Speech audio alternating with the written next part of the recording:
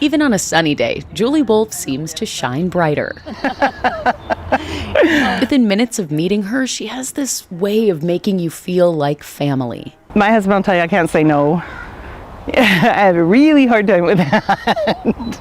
If you need the help, you're going to get it. An important trait when you're a foster parent. For 22 years, she and her husband Steve welcomed kids of all different abilities and needs into their home. Yeah, I came home and I said, honey, this is what we're going to do. He's like, I don't know. I didn't always agree with some of the things, but I just went with them because it was the right thing to do.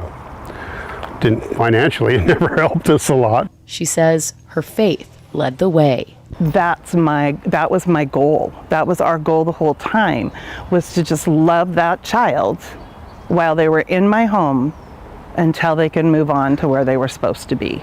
She's amazing, really. That's how you sum it up. In addition to their 2 biological sons, they also adopted 4 of their foster children.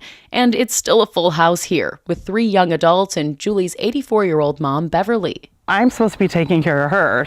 She's 84 years old. And for the last year, she's been taking care of me. And she needs the support of her family now more than ever. My original diagnosis was in March of last year.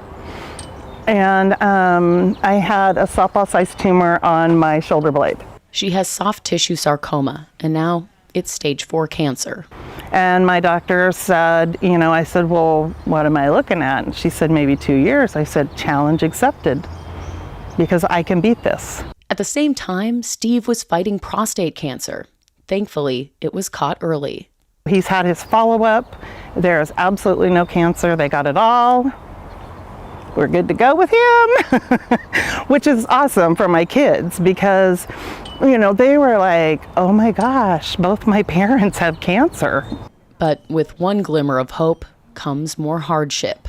Well, I almost feel like it's, like all of a sudden my house is just falling down around me.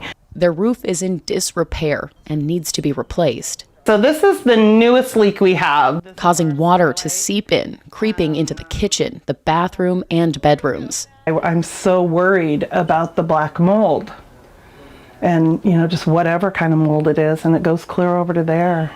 And possible mold could mean even more problems for Julie and her family's health. I can't work right now, and Steve was off between COVID and then the cancer. He was off for about 1.5 years.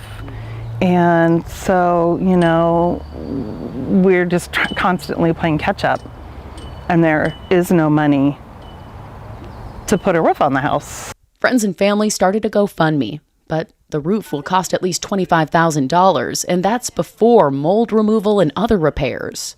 It's brought in quite a bit of money, but not enough.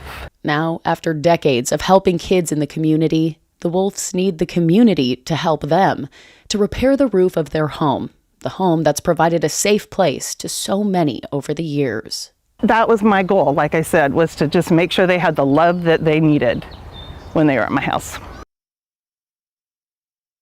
Julie and Steve are absolutely amazing people. When I said in there they make you feel like family right away, I really did. You can sense that. Just so great. I do have that link right now to the GoFundMe on my Facebook page. We'll have it on KGW later on in the show. They've said friends and neighbors want to pitch in. They're like, if you can get the money to get the supplies, we'll help build that roof. So just need a little bit more community support. I think the community will do it for them. Great story, Brittany. Thank you.